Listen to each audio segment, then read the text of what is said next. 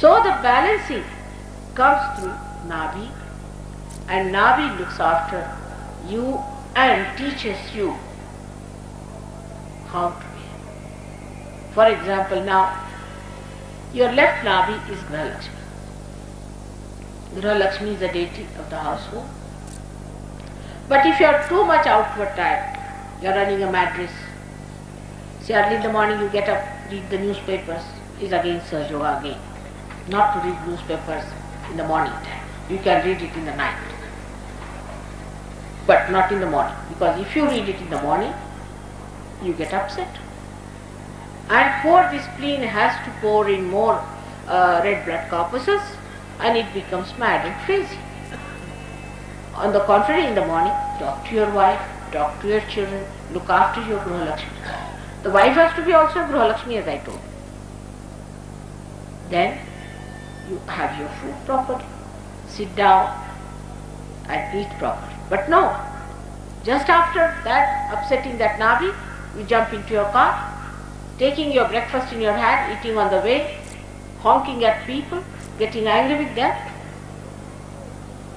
The wife is calling, come along, you had no breakfast, nothing doing. You are on your way on a special work. You end up with leukemia, at least, minimum, if not with heart attack. Leukemia comes from left Nabhi when your Gruha Lakshmi is ruined. The deity of Gruha Lakshmi is Fatima B, the daughter of Muhammad. While the daughter of the sister of Nanak Sahib is on the left vision. We'll see that. Nanaki. Now, this aspect of life you never think about. When you get leukemia, then you will come to Mother, please cure me. And if you are rich, you will see to it that I cure that person. If I don't cure, you'll sit on my head. You'll bring 10 cars on my head unless and until I cure your leukemia. But if I tell you, my son, you take it easy. Life is not for making wretchedness out of you. What have you gained out of all this running about? Nothing but this horrible left Nabhi by which you are suffering, your family people are suffering. Only person who has gained is the doctor or the doctors or the hospitals. They won't listen.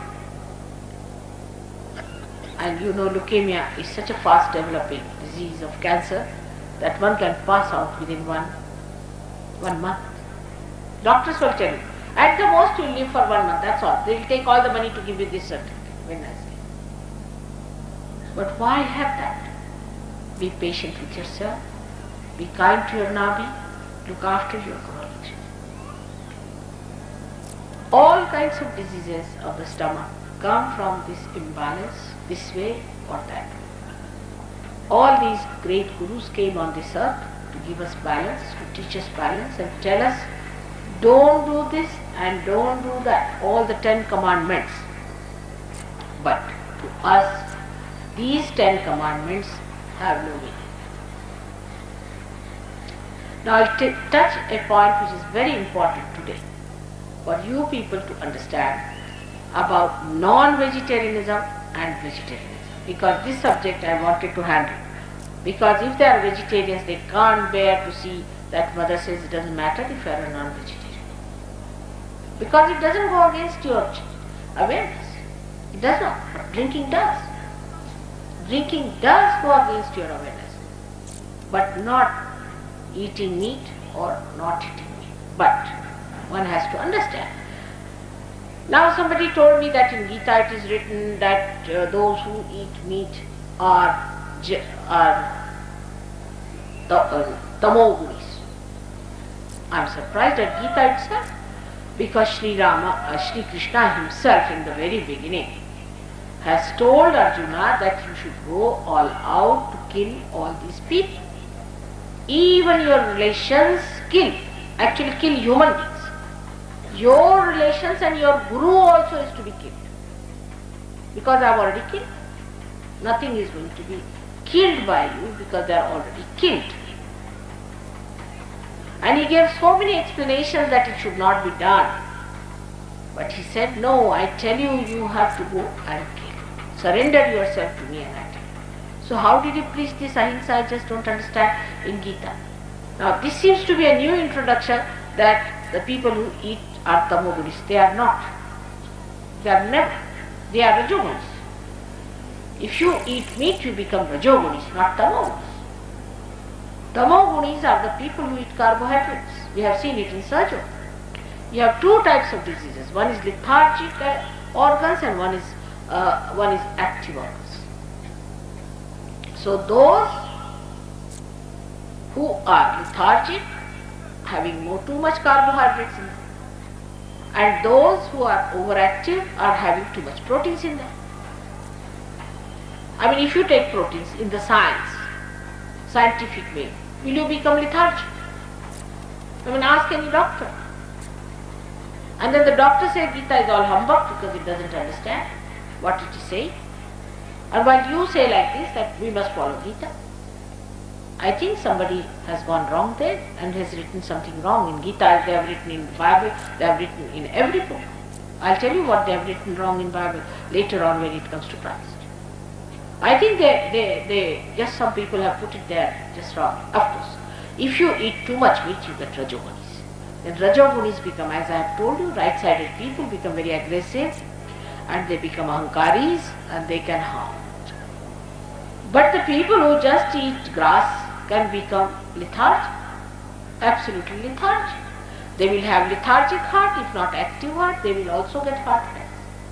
And they will have lethargic intestines, by which they will get tremendous all the time, passing out of the stools, they will never be able to digest any food, they will be very weak people. So those people who have a lethargic heart or a lethargic, lethargic liver or lethargic intestines should take to proteins. I am not saying meats, but proteins. But a vegetarian doesn't take so much proteins. It's easier to take meat, there's no harm. But those who are active, people should take more to vegetables. It's sensible. Guru Nanak ate all the meats. Was he a bad man? These Marwadis who are supposed to be absolutely abstaining even from lasun and pyaz, was he worse than him there by any chance? What about Buddha himself? He ate meat because he died of eating raw meat himself. Only thing, you should not eat the meat of animals which are bigger than you and not of a cow which is an Indian cow, especially Indian cow. Also bigger cows are not good because they give you a problem for the teeth.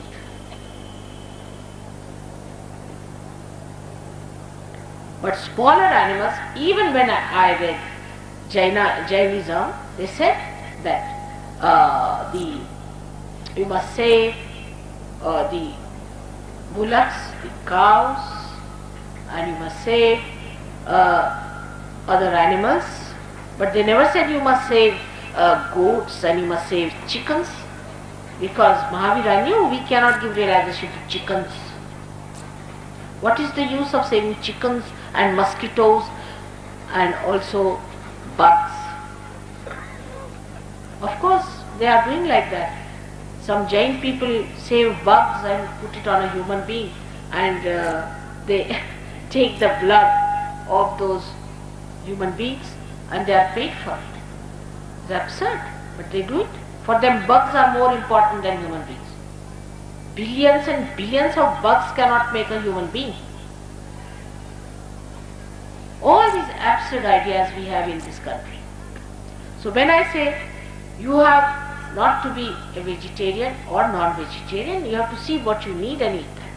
But all the time your attention is in food itself is wrong.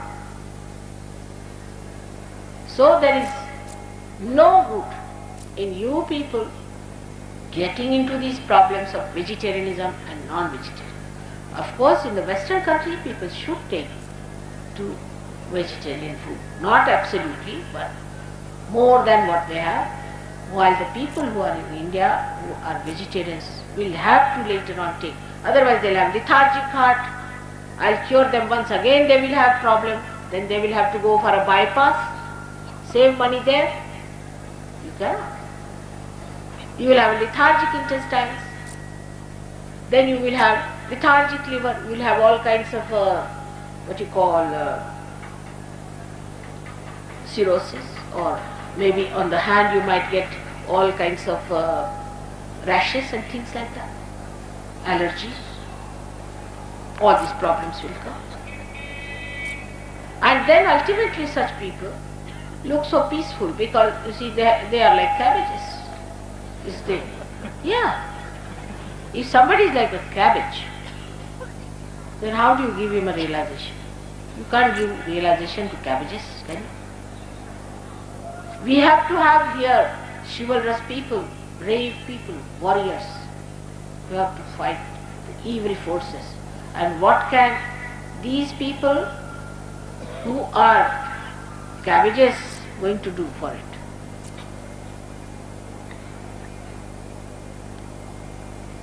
One has to understand the yatharth, the reality, and not to put your conception, because you are born in a Jain family, and that's why you want everybody to eat grass is wrong. Is wrong. The one who has to eat protein must eat protein. Now what is the food for sattvic people? That much. You can't live with it. So, what I eat? Chana. Can you live with chana? It's protein. Chana, or you can eat meat, but not very heavy meats, lean meats, and ghee.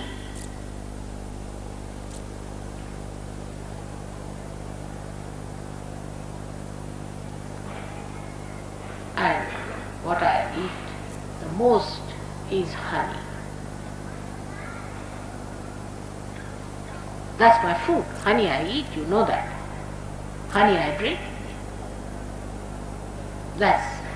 But you can't live with that, can you? So you have to eat little carbohydrates, doesn't matter. But you balance yourself in Nadi Chakra. But there should be no attention on food at all. Actually, if you ask me what I ate in the morning, I won't be able to tell you. Really. I'm very bad. Because I have no attention on it. Whatever one gets, eat it. If you don't feel like it, you don't eat it. What's so important is to enjoy every moment of your life.